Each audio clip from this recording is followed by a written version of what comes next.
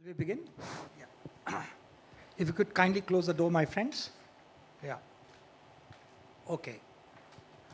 This is a session between you and lunch, but I promise we will leave you with some food for thought. This is perhaps one of the most fascinating subjects in the emerging mobile landscape. And what our attempt would be to go beyond the predictable things that you hear and go beyond the cliches. So let me draw your attention to the subject at hand. The topic of our discussion today is next practices versus best practices. And before I begin, let me say that we have a very illustrious panel. We have people who are not only from the mobile technology space, but from the consumer retail space in mobile, from media planning, and some innovative new business models also within this. And our endeavor would be to talk about how next practices in this space are different from the best practices. You may have heard best practices being bandied about. You may have heard that organizations need to cull out best practices and actually build on that. But as this, space is fast evolving, practitioners in the space have observed that best practices are becoming cliched. They are rooted in an organization's ethos. They are not necessarily custom tuned to a new or an agile organization's demands. They are based on predictable outcomes, while next practices are more agile, more feet on the ground, more thinking in the cloud, more real time, more dynamic, and constantly evolving. And they address the needs of not just business processes, which best practices address, but they address the needs of a value system or a value-driven organization. They're more open in nature. With these opening remarks, let me open the conversation and begin with Arun. And I would like Arun, specifically in his view, how does this space panning vis-a-vis the next practices? Your opening thoughts on what kind of next practices do you see emerging in the mobile space? Hello, good afternoon all.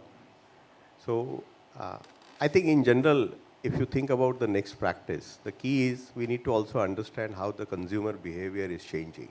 And we all can introspect to ourselves and see how our decision making has changed in last 5 years or how our decision making has evolved in last 5 years.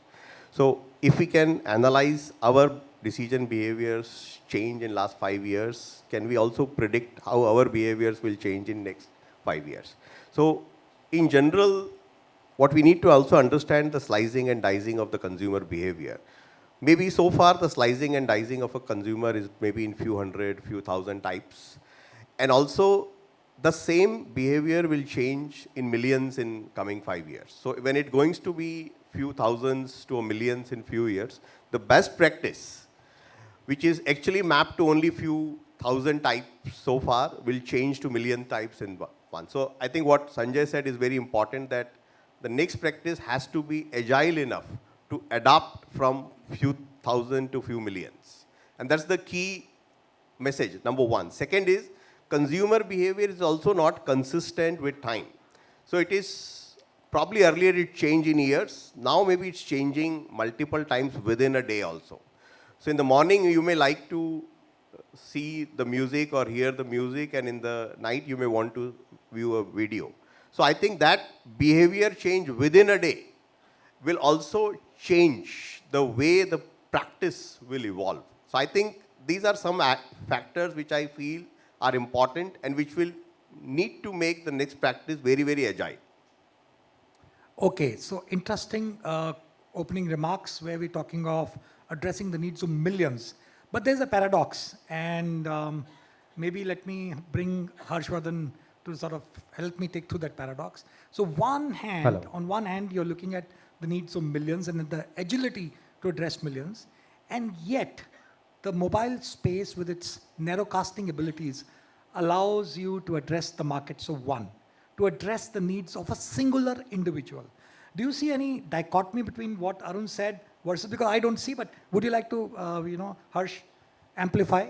Sure. So, taking a lead from the next practices to best practices, I think the entire thought comes into perspective when you really realize that as traditional businesses, you will reach only to an extent of what you're actually measuring, right? That's what best practices helped us to do. In next practices, we have really started looking beyond to say that accepting one is that we have fundamental agility to look at our existing business model and relook it to pivot it for better. Now, mobile has certainly allowed us to look at consumer as an individual because it's mobile. Everybody is reachable over mobile. But at the same time, the way we are trying to talk to our consumers, reach to our consumers has completely changed. So within that paradigm of the power of one, now we are talking about how do I leverage AI or how do I leverage ML to better personalize my offering or my consumer value proposition to my target audience. I don't think, and we'll hear from the agency guys, as marketers also, we no longer plan by saying that this is a particular demographic or SEC or this is my market size. I think as marketers, you've started targeting consumers by motivation. And the only way to understand my consumer's motivation is through leveraging the power of mobile, leveraging the power of personalization. And that breaks the paradox, saying that while it is a great tool to get everybody aggregated into a single platform, but it also allows me to be more clearer and more targeted towards my audience. Yes. So we are hearing fascinating new buzzwords here. I would like to draw your attention to what Harsh said, targeting by motivation. I'm not too sure whether you've heard this before, but this is the kind of conversation we wanted to have. Because that is the ambiguity and the level of complexity that the next practices would like to address, targeting by motivation. You talked about AI, you talked about ML. Gaurav, how do you target by motivation in OYO? So again, good afternoon, guys. So Hold the mic close to you, just Yeah. closer. Yeah. So let me start with, first identifying the target segment. So right from, what is my target segment and what is the behavior of the target segment changing, right? So in the last 4 years, we have seen the target segment adapting to, social trends. And that is where, understanding what social trend is currently in and then offering based on that is one part of reaching out to the right customer. Social validation, right, is very critical. We see in a lot of businesses, referral is a big, tool to reach out to more customers, right? All of us feel much more adaptive if one of our social groups, give us that suggestion. That has been OYO's approach to reach out to the customers through mostly social validation, through repeat engagement, and basically understanding the current market. Fascinating. Harnessing social signals, and we'll come to how later. But Karan, would you like to build on this? How has Fab India been looking at harnessing social signals? You've been very active, but amplify.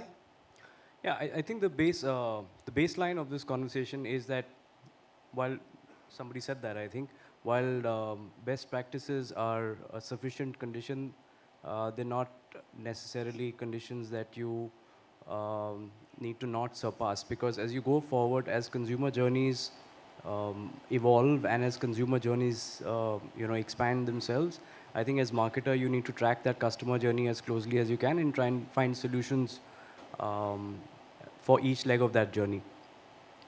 At Fab India, and I think at a lot of organizations which do this successfully, of course, while there is campaigns that are targeted at more mass-led communications, more mass-led announcements, but there is a huge component of what we do in terms of personalization and targeting at audience and specific customer bases on a day-to-day basis. So take for example, whether it's a festival or an occasion, or within that festival or occasion, you look at what kind of specific categories being bought. So if somebody was to be buying, a long kurta at a particular point of time, there is a huge amount and a very massive data stack that we kind of glean data from to say which are the other categories which have the closest affinity to short kurtas. And therefore, is there an opportunity to create in almost real time a communication which can target the customer who's buying short kurtas with a product from another category which is extremely high on affinity and is fairly adjacent to that particular category, and that category could be something which is as unrelated as face pack. So can I sell my face pack to the woman who is buying short kurtas? Now, all of this therefore helps you in not just identifying people as individual customers, but also then therefore customizing your offers and your communication to them and targeting them at a sample size of 1, right? So to Sanjay's point earlier, I think there is a space for communication which is mass targeted. For example, when we launch new collections, we do a certain amount of advertising in newspapers. Why do we do that? Because we want the entire world and their neighbors to know that, hey, we've launched a new collection, right? And newspaper as a platform, for some other brands, TV as a platform delivers that objective. But that objective needs to be very closely linked with your objective to individually track people, understand their motivations or understand their behaviors, and thereafter customize your individual product offers to them. Okay, Dipanshu, you are in a very interesting segment, and India is discovering the power of a micro segment like yours, which is, fresh meats delivery at home. How do you harness this space, and what are the kind of next practices that you're looking at which go beyond optimization that you already have in mind? And we've had a side conversation where he and I share a belief that optimization is hygiene for any smart organization. How do you go beyond optimizing, delivery services, and what has been your experience in the space that you are in? So from the start, I'd like to mention how do we got our first set of customers, because micro delivery meat as a new category, we were exploring, discovering on how do we reach out, what is the best way to do that. So we went to the gyms, we went to go to people who are eating meat, who are the guys who are eating meat, So I think micro segmenting really helped us to further target our campaigns. So gyms were one of the things. Then we also started targeting house parties, barbecue parties. So I think that's very, very default in terms of what your product and the customer demands and where is the customer. So these are few initial discovery campaigns which we did, and it gave us very interesting data in terms of the repeat behavior and the uptake. Everything was very highly motivating. Most of our referrals came through these set of customers and built from here. Now to answer your next question in terms of how do we look at going from optimization to innovation. So optimization is our core. I think we as a business do not believe in burning a lot of money, and today if you need to be highly effective, you need to use technology, you need to be very, very aware of where the money is going. So I think inherently that is there in our DNA, and in optimization has been there with us every day. Innovation for us is, as Harsh said, we are exploring AI, we are looking at machine learning in both the front end, which is the demand side, the experience side, and the supply chain side. How do we predict the behavior? How do we optimize our inventory levels, reduce our wastages? So a lot of business decisions are going to come through innovation in our category. Because it's a perishable product which we are dealing. So we have many problems at hand other than just creating a market in order to be profitable. So there's a bunch of things which we do For example, blockchain technology is what we're using to look at traceability of where the meat is coming from. So a lot of these examples are there for us, which will put us at the right stage of innovation, I'd say. So micro-segmentation is something which you talked about, and I tend to agree, but subsequently we may be able to discuss, is it scalable and the kind of challenges that it may pose in terms of scalability. But let me get Anita's perspective on this, because currently, I mean, it's a little too early in the debate to talk about specifically the media plan and the moolah part, but your initial thoughts in terms of how you, as somebody who's in charge of putting dollars behind this industry, how do you relate to this fascinating new landscape that is emerging? And is in your scheme of things, are you looking beyond the conventional segmentation? So just your thoughts, Anita. Good afternoon, everyone. Thank God I'm the last one to speak. Otherwise, it's always women first. So thank you for treating me as a professional and not as no gender biases there. But actually speaking, each one of you literally answered what I wanted to say. Because if you start from here, you're talking about consumer behavior, how the behavior is changing, to targeting by motivation, to social validation, to personalization, to customization, optimization. These are all the factors that we would use in media planning, and this is what we have to keep in mind, because it's no longer, the reach or the frequencies that we've been talking about, no longer that, because you're talking about that power of one. And that's exactly who I as a consumer, because at the end I'm also a consumer, right? How are we talking to me as a consumer? How personalized is it? What are we doing to customize the whole thing? So the mobile landscape is very old and very new, if you ask me, because the way we've been consuming mobile is as mobile users. The way we need the marketers want us to consume mobile is as customers and not as mobile users, because there's a personal usage and there is a business usage to the landscape here. And just going back to the practice bit, I don't think there are any best practices, by the way. Sorry, guys, but I don't think there are any best practices. There are practices and there are practices and there are practices in today's day and age, because each practice is different. It is not like one size fits all. For me, a practice that is being used to customize or to personalize is going to be very different. So how somebody consumes proteins in the form of meat or whether in the form of whey protein is very different, So that practice differs. I think what we need to really concentrate on is what is the next practice. And all these factors actually put a lot of light on what is it that is going to be your next practice. Believe me, as media agencies, it's a big struggle, because I don't think if somebody says they've cracked the code, I'd like to go learn from them on how to use mobile to reach customers and to actually, convert them because we're all here for business and sales. How is that conversion happening? It's a big black hole there. And I think each day we have to learn, and that is where the next practice is going to come into play. Absolutely. So, Sanjay, with Yeah, your permission, please if go I can just add to what Anita just said, I think that's a very important point. One thing is, a lot of us in the audience, sometimes on the stage also, we try and search for things of what are best practices in mobile marketing, what are best practices in social media marketing, what are best practices in XYZ, right? I think the one thing that we fundamentally need to understand is, while you may get some answers and some links and some articles on best practices, in one category or another, the emphasis of this session is on next practices, right? And next practices, let us make no bones about this, will be evolved and discovered, perhaps invented by only those people who are brave. If you do not set aside certain budgets for innovations, and I remember Sai speaking about this in a previous panel discussion, the one that happened before this one.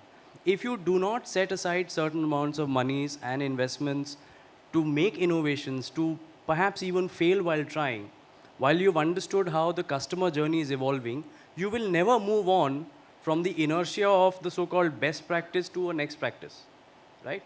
So at one level, technology is supposed to optimize for all kind of business processes that we have and needs to solve for all kind of inefficiencies, try and make those practices as scalable as possible. But on next practices, that world belongs only to the brave. because it is up to your individual understanding of your customer and how that customer journey is evolving and specific nuances of that journey that you want to solve for, which is where you'll actually try and flap your wings wider than what you're flapping today. Two key takeaways for me. One, which I firmly believe in, best is the enemy of better. Best can always be better. The day you say you've arrived, you know what's best, this is the best practice, that's the day you start decaying. So this is a constantly evolving space, and it continuously imposes new demands on us. Second big takeaway from what Karan said, only the brave would inhabit the new world. You need to be constantly daring, innovative. You need to be backed, sometimes not just by big budgets. I would say big budgets, okay, but more than that, conviction. And you have to take that leap forward. So let me now shift gears and come back to Arun and say, okay, how do we now look at addressing the next practices? Do we see this new world beyond the 4 Ps? And if we do, what are the new things that we need to continuously focus us to harness the challenges of this space? Okay. See, I think maybe I'll go back to what everybody has said.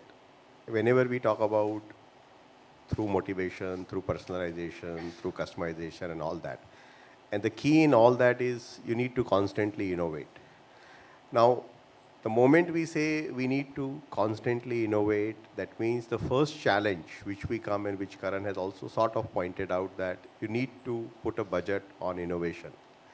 And if we keep on thinking in a cost-sensitive way, then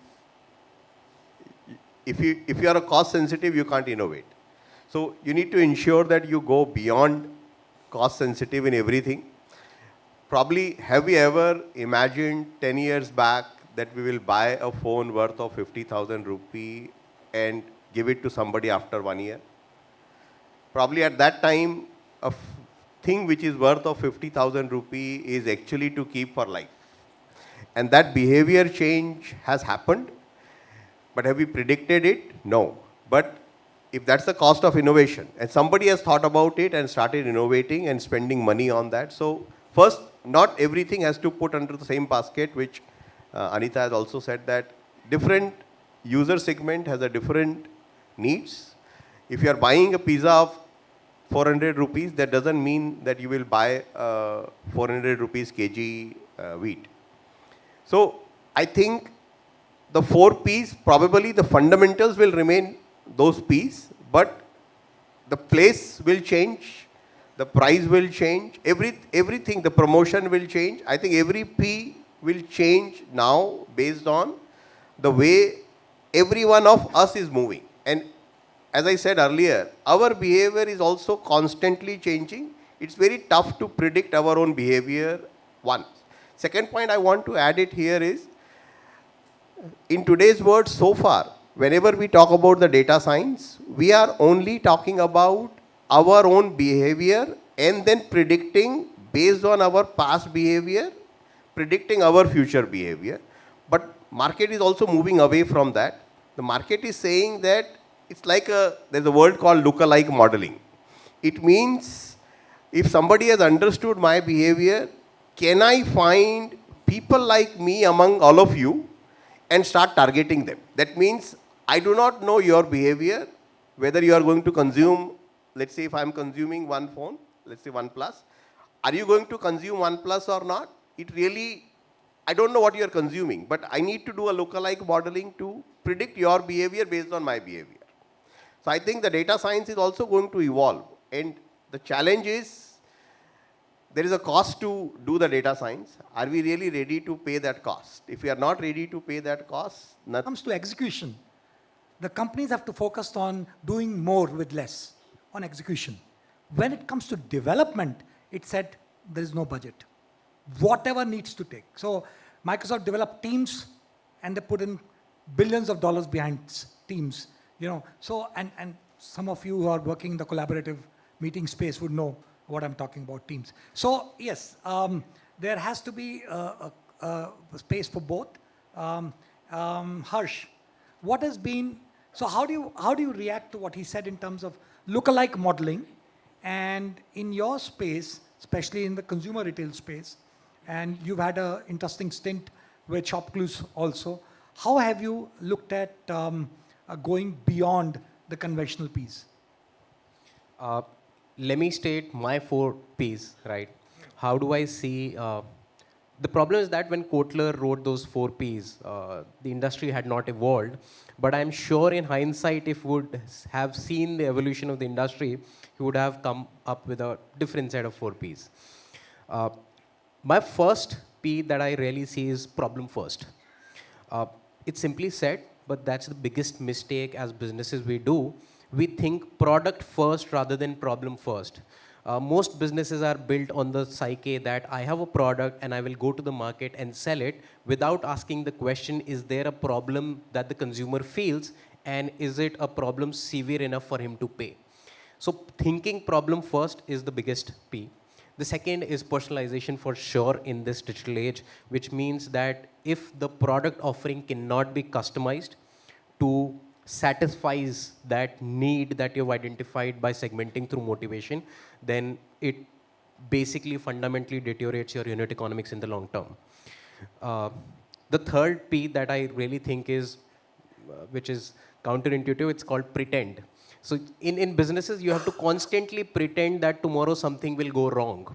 And how can I do better if this does not work? And I understand that as a state of chaos and a lot of vulnerability. But believe me, people who have stayed in consistent state of pretending that tomorrow this will not work, they are the only ones who look out for solutions or business models which will work. And that brings me to the last or the 4th P, which is called pivot. Being dispassionate about your business. No matter what you started with, and there are landmark examples, very few people know that Twitter started as audio, which was something else. Later on, it pivoted to Twitter.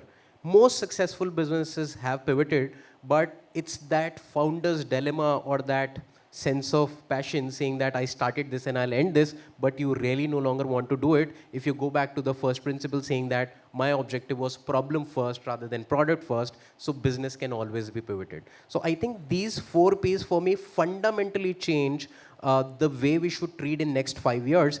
Why we should do that, I'll leave you with a few insights, especially related to the mobile landscape. Insight number 1, by 2025, there will be more women playing games on apps in India rather than men. Now that's a breakthrough insight. That changes the way marketers and brands will look at what they need to do in next 5 years on mobile, because there are more women, and gaming is the highest tested or highest viewed category across anything. They don't even see lifestyle that much. Second is thinking vernacular, which is very pertinent. By 2025, there are only 125 million mobile users who are English speaking. The next 425 million are vernacular. So am I building my product thinking vernacular, or am I just adding a translate button saying it will convert to your language? So I think building that product thinking vernacular is what will drive the next 5 years of the journey. Okay, interesting. Problem first, personalization, pretend, and then pivot. Fantastic. Now, Gaurav, as an example of breakthrough insight, what have you discovered when you were looking at customer acquisition in OYO? Because I believe a large chunk of your consumers are actually coming in by harnessing TikTok, for example. So just share with us some interesting things that you've observed in space. Yeah, so as the business grew and as we scaled to more than 800 cities in the country, like at any business, we thought that whatever was running will keep on performing as it is, right? And that is where we hit brick wall multiple times. So again, going back to the drawing board, understanding what customer wants, where is customer spending most of the time. We looked at new mediums like TikTok, share chats, again vernacular, things like WhatsApp. We don't understand what WhatsApp is. One of the key social validation which people uses all across, especially as we penetrate to tier 3, tier 4 markets. And that is where specifically TikTok, in the last 6 months, it has come in and just, um, took so much mind space in the tier 3, tier 4 market that, as we penetrated in these market, we cannot just miss it. Then again, it is critical that how do you, what is the social behavior of people in TikTok? It was very difficult for us to understand. Even now, we are not very clear on the whole extent, but it's ever evolving field. So on the customer acquisition, right from using something like a TikTok, ShareChat, to more orthodox of Facebooks and the Google. But again, micro-segmenting in those things like we see the local languages, especially in South, the ads in local languages, they perform 3 times better than those performing in Hindi or English, right? That basically pushed us to open a call center for just local, for South India, right? So I think just because and we were discussing also, for companies which are growing at very fast pace, it is a necessity. You will always be bogged down, and you always need to re-innovate, rethink, get back to drawing board, right from customer acquisition to UI UX to engagement to personalization. All these 4 areas need to be relooked. Great. So it took Chinese to open up the middle India for us, which is they were able to spot the trend 4 years ahead of the time. But I must say, Daily Hunt, in terms of publishing, got it right. But mainstream publishers are still, struggling. While Washington Post of the world are looking at, WhatsApp editions, our publishers are still, reacting to this. In your space, Karan, you didn't need the help of Chinese, So tell us how Fab India, looked at carving out a large chunk of this market by harnessing some breakthrough insights in your space. No, we don't need the help of Chinese. Starting point. I think Fab India fundamentally has been about this larger philosophy, the larger thought of trying to connect as a bridge the artisan or the craft person in the rural Indian market, his or her produce with the larger market, which is the urban Indian consumer residing in the more urban Indian, cities and towns. And therefore, we've essentially played the role of that bridge between the producer and the consumer. So at one level, what we do is we represent a whole lot of diversity in terms of products that are getting created in Assam or Tamil Nadu or Rajasthan or Uttar Pradesh or various parts of it, along with the diversity of the consumption requirements of the urban Indian consumer, right? So cutting across product categories, whether it's apparel, home, personal care, so on and so forth. I think the real understanding here is for any brand, for any product/service provider, to understand that, and this may sound a little repetitive, that there is no one homogeneous India, and therefore there is no one homogeneous consuming class, right? Everything's about breaking it into smaller clusters and looking at satiating demand, identifying demand and satiating demand by regional clusters, regional markets, tier-wise or otherwise. Vernacular, of course, or regional languages, of course, is an extremely big part. But even from a product selection point of view, for example, the merchandise you'd find available in a Chennai or a Bangalore store will look slightly different in terms of ratios to the merchandising that you'll find in a Ludhiana or an Amritsar store. And will be slightly different from the merchandising SKU that you will find in a Calcutta or a Bhubaneswar store. So one is to, I think the larger point to understand is, as brands which have a pan-India presence, you need to understand which part of your customer base, coming from which geography, which region, requires what, or has what kind of preferences in terms of designs, in terms of colors, in terms of silhouettes, in terms of basic motifs. And can you be in a position to respond to those requirements in a very local/regional kind of a manner, right? That's one aspect of this. The second aspect of this is, as said slightly earlier, which is that outside of creating product portfolios that target regions specifically or cultural groups specifically, you need to understand the motivations of an individual customer. So somebody who comes and shops with me on my website, or somebody who interacts with me on my social media platforms, or somebody who's even purchased something at my store, can I track what the behavior dynamics of this consumer has been over a period of time? Can I map that journey as closely as it's possible to understand what could be cross-category or cross-affinity products that could be targeted? When people come and shop at your store when around the time when they're going to get married, they are going to get married. Is there an opportunity for you to cross-sell products basis, what that occasion in that life is going to mean to them beyond just the product that they've come to buy, right?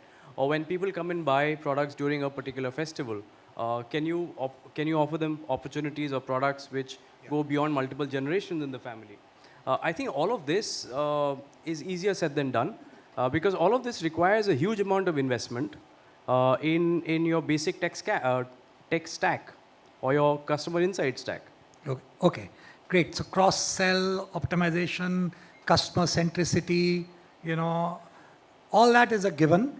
But I think we've debated enough on that. I would like, Dipanshu to share with us some of the challenges in terms of looking at these next practices that you've observed in terms of A, the readiness of the ecosystem, B, the readiness of your customer base, and C, in terms of the deliverability.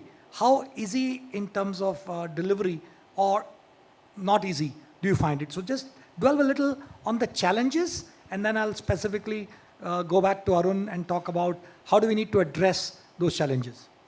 I think considering the category we are in, it'll be easier to assume that we are the brave ones, to go beyond the standard categories and innovate. So that's a a default setting which I personally have. That be very, very brave in terms of innovation.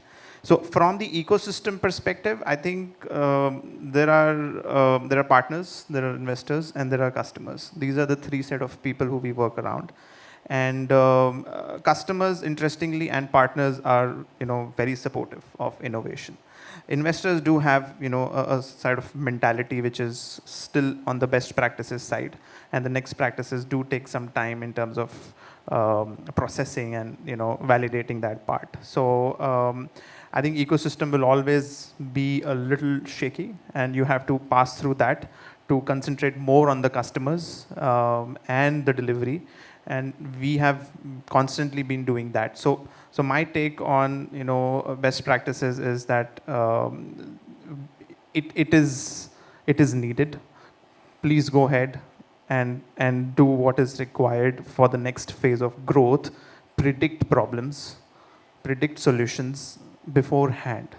That's going to save you from recession. That's going to save you from anything which is going to come to your business, and you'll be always prepared. I think to go further ahead and then not get belittled about what is going on. We have 2 minutes left, but I'll like to take in two specific thoughts. One from Anita, and the last one would go to Arun. Specifically, where do you see the money market now responding to this? Because monetization is not happening at the kind of pace with which the whole